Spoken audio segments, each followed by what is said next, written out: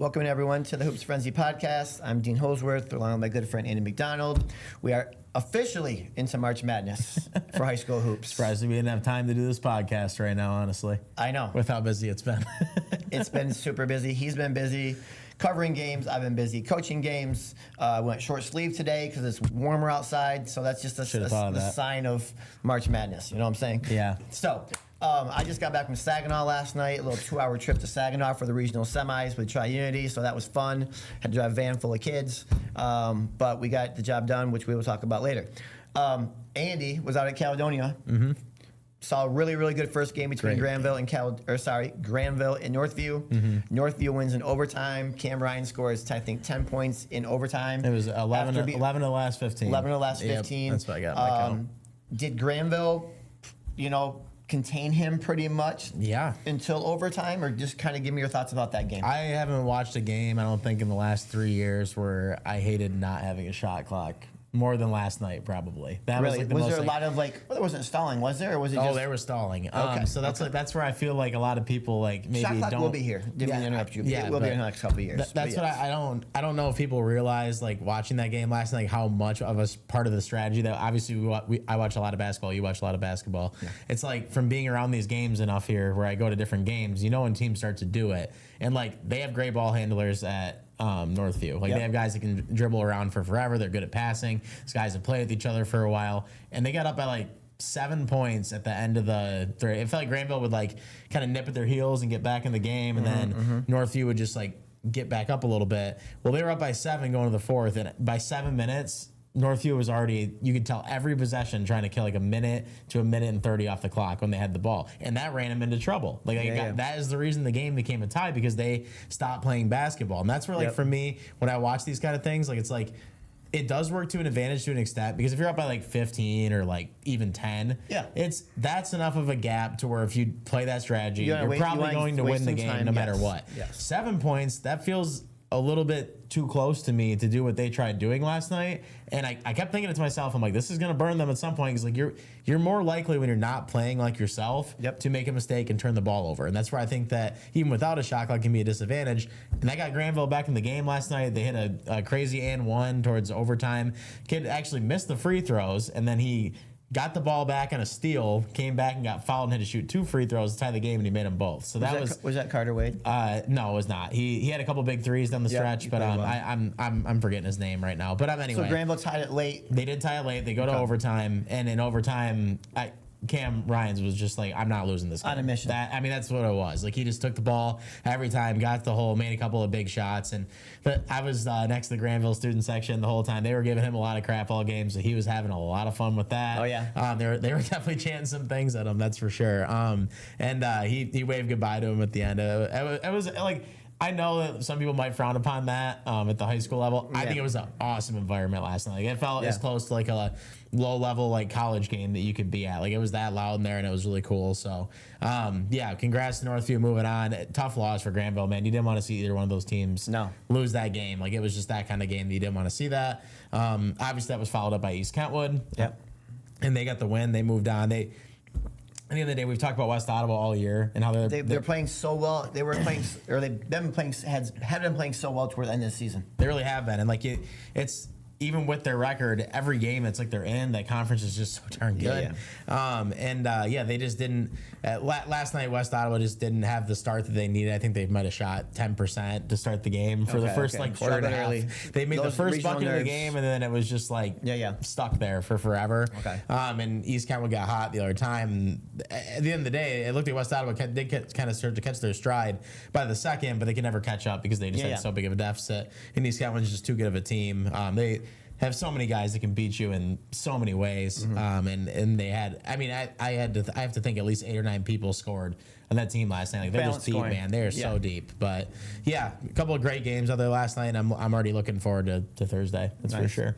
Well, I'm gonna go back to the Granville Northfield game real quick. So a lot of times in those situations, you have teams that are playing not to lose. Yeah. Right, and that's why they kind of do that. Right, and so you have a Granville team that was obviously trying to get back in the game, and so you're right. You can get careless with the basketball. You're not used to playing your game. Now you're having a style that like I said, you're playing not to lose instead of playing to win and continue to do what you were doing, right? Yeah, for sure. Lots of props to Granville. They won their first district title since 1977, Wow. which is very, very crazy. 49 years since Granville has won any type of championship, conference, district, or whatever. I know a lot of the Granville coaches. And I saw them Friday night after the game at Uccello's, and it was a very, very happy bunch. I bet, yeah, for sure. As they should be. Almost 50 years is kind of crazy for any program or any team to have a district title elude you. But for them, I felt like Hudsonville was a team that they could beat. They lost to them twice before in the regular season, but crazy thing too. I know you're a numbers guy. So 49 years since Granville won districts, and they scored 49 points in the game. That's crazy. Wow. What do you think? I know, that's nuts, man. That is nuts. That's nuts. When I saw that, for sure. It was 49-37. That was kind of crazy. But that is nuts. But great season for Granville. It was kind of a weird one, right? They won 10 in a row, then they lost 9 in a row. And like I said, when their first district, we talked about that, like how they kind of were down a guy, and they it looked like their season was pretty much done. So to see them play the way they did against Northview last night, they literally would not go away. I mean, there was they could have lost that game a lot of times last night, and they just stayed in the game and forced it all the way to overtime. It's just one of those things where it's like when you give that much effort for a whole quarter just to get a possession and try to score, you're gassed by the time you get to overtime. When you got players that good on the other side of the ball in Northview, like they have, it's hard to win. All right, let me get your prediction for Thursday then. Tomorrow, obviously, this will come out. Tomorrow, we'll have Northview and East Kentwood in that regional final at Caledonia. God, that's a tough one to pick. Man. Who are you taking? I do 100% think this is a toss-up. I do want to say that before I make my pick. But at the end of the day, I'm going to go with East Kentwood because I just think of that depth that I talked about. Yes. That many people. If you got a team that has a lot of depth and can play in basketball, especially at the high school level, I think that is the most important thing. Like if you have almost 2 starting lineups on your team, that means you're just that good. And I think that they're just that good. Individually, I like a couple of the guys on Northview a little bit more, obviously starting with Cam Ryans, but they have a couple of guys that are really good in that team, and I wouldn't be shocked if at all Cam Ryans just takes over and scores 30 points in that game and wins them the game. But I can't see East Kentwood losing that game. They have too many guys. If they shoot it all like at any point in that game like they did for the first quarter into the second quarter last night, they're going to be unstoppable. Yeah, for they're a team that can make runs very quickly. Yeah. Right? All of a sudden, it's a 2 3-point game. And all of a sudden, the speed in that game last night? Like 14-15. I can with imagine. West Ottawa, because West Ottawa's whole strategy was to push the ball. Yep. Both teams. I mean, it was like I couldn't this is a little behind the scenes take here when you're shooting a game. We always try to shoot the scoreboard so we know the score at these high school games. And you bar it so you mark it. Yep. I had zero time to do that last night. I couldn't even shoot the player after they made their shot because it was just back and forth. It was back and forth. So I just had to go back and try to find him when I was editing. It was tough. That's for sure. That is so funny. We talked about Granville obviously winning a district title for the first time in 49 years. I actually talked to the Fruitport coach on Sunday, and they won their first district title since 1938. Yeah, I saw that. Which is, pretty remarkable, right? Yeah, you don't think about things, and you don't think about Fruitport when you talk about basketball. Think about Fruitport, you talk about basketball. Fruitport is the team I saw. They actually gave us / Tri-Unity our only loss of the season at the Cornerstone tournament when we had some really good food. That's right. Yes, for sure. That night. But no, Fruitport was a really good team. I was very impressed with them. I told Coach that on the phone. And I was so happy for them to be able to finally get over the hump. They won conference for the first time in program history last year. Yeah. They repeated this year. Unfortunately, their season came to an end last night against a very good Catholic Central team that is now coached by Ryer Highland. Taking over for Chris Pearl. I think it was 18-point win, so Fruitport's season ended, but what a great season for them. Yeah, no, for sure. That's incredible. I haven't got the chance to watch Fruitport yet, so I don't know a lot about what they've done, but it's incredible. Anytime you have that big of a gap between winning a state, or not a state championship, winning a district title, it's impressive to get it done, that's for sure. But, and then you mentioned Catholic Central.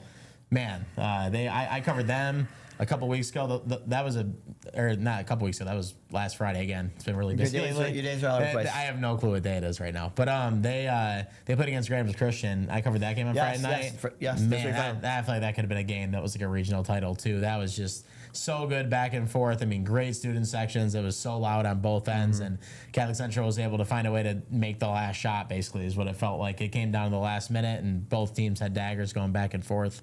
But, yeah, they were able to get it done. Eric Taylor's kid, Braylon? Yeah. Dude, he can play some basketball. It's Yes. a lot of fun to watch, and he had some big shots down the stretch. And I feel bad for that Graham's Christian team because they lost a lot of tough games this year. I just think they lost a lot of close games. They're that close to being that much better and moving on. Yes. But you got to beat the best to be the best, and Catholic Central has proved time and time again they're that. So. Yep, definitely. I think we talked about this before. The tough schedule that Catholic Central had. I think they had 7 games on their schedule, or 7 teams that they played who won district titles. Yeah. So it just shows you the toughness of that schedule, and it's probably going to benefit them now moving forward. No doubt. I mean, yeah, it's anytime you play those teams early in the season, it all comes back at some point because you're just battle tested, and it helps this time of the year. Yep. Let's go back a little bit. Uni Christian, South Christian was Uni Christian won that pretty handily. I was also at that game. They played very, very well. They won again last night, so they'll play Holland Christian in a regional final tomorrow night. Uni Christian will win that game. Yep. I will. Yes, they will win that game. I will put that out there. They are very good. South Christian isn't the team that they've been in past years, but the way they were able to handle, I mean, it wasn't even really a game. Like usually when those two get together, you know it's going to happen, right? Like it's going to be a crazy atmosphere, really good game. Wasn't really that. Uni Christian just kind of handed it to them. Yeah, I think they can make a run. Uni's got 7 seniors. They got a lot of size. They got some depth. They got some really standout players on that team. So yeah, I'm looking for them to make it the quarters, and then obviously one step from the Breslin. For sure.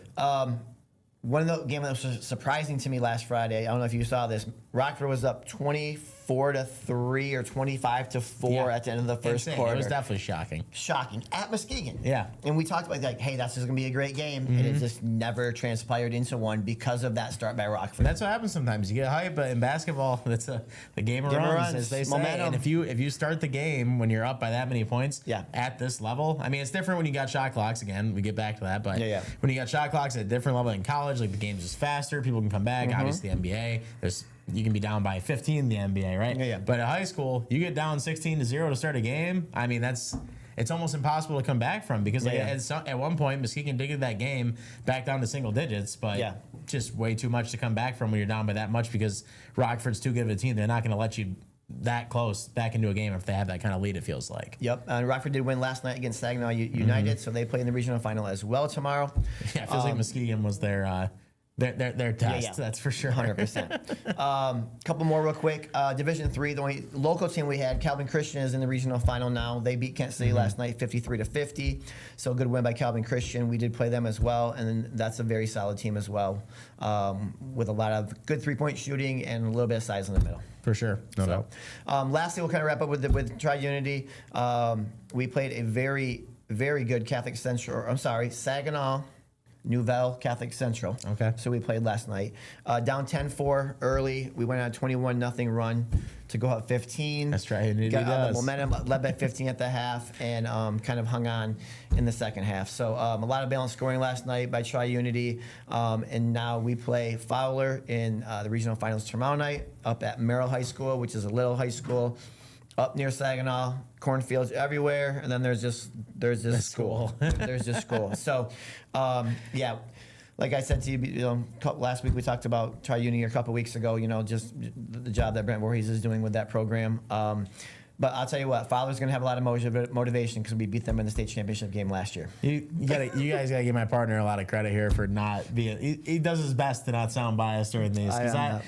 You're talking about a team that just never loses, man. Every year, you guys are just making it to the state finals. It seems like no matter what. Obviously, you don't want to look ahead, and Fowler is a team that has found a way to beat you guys before. They have. But yeah, I mean, it's incredible what Tri-Unity does year in and year out. And again, the fact that you guys have been able to have a coaching change like that, especially somebody of Mark Keeler's stature, and you're able to have the success you guys have been having this year, it doesn't really surprise me. But it's impressive nonetheless. Appreciate that.